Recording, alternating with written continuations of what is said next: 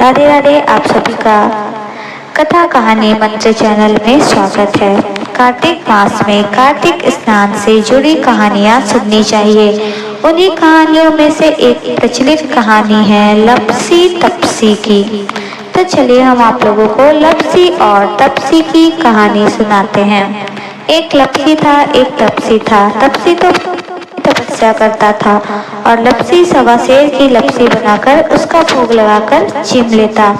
एक दिन दोनों लड़ने लगे। तपसी बोला मैं बड़ा, लपसी बोला मैं बड़ा। इतने में नारद मुनि आए और बोले तुम लोग क्यों लड़ रहे हो? तो लपसी ने कहा मैं बड़ा हूँ और तपसी ने कहा मैं बड़ा हूँ। तपसी बोला मैं सारे दिन भगवान की पूजा करता हूँ। यह सुन नारद जी ने कहा मैं तुम्हारा फैसला कर दूंगा। दूसरे दिन लपसी तपसी नहाकर आए तो नारद जी ने 1.25 करोड़ की अंगूठी उनके आगे फेंक दी। लपसी का ध्यान उस अंगूठी पर नहीं गया।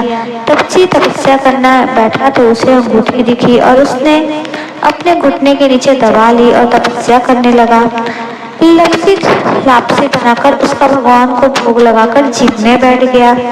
इतने में नारद जी आए।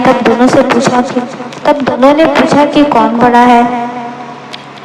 फिर तपसी ने कहा मैं बड़ा हूँ। नारद जी बोले तेरा घुटना उठा तो उसके नीचे 1.25 करोड़ की अंगूठी निकली। तब नारद जी बोले कि ये अंगूठी तुमने चुराई है, तुझे तेरी तपस्या का फल नहीं मिलेगा।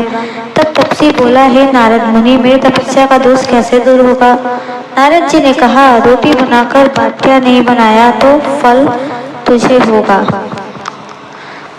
ब्राह्मण जीवा कर दक्षिणा नहीं दे तो फल तुझे होगा। साड़ी देके ब्लाउज नहीं दिया तो फल तुझे होगा। दिया से दिया जलावे तो फल तुझे मिलेगा। सब व्रत त्योहार की कहानी सुनने के बाद तेरी कहानी नहीं सुने तो फल तुझे होगा। तब से लपसी तपसी की कहानी सुनी जाती है।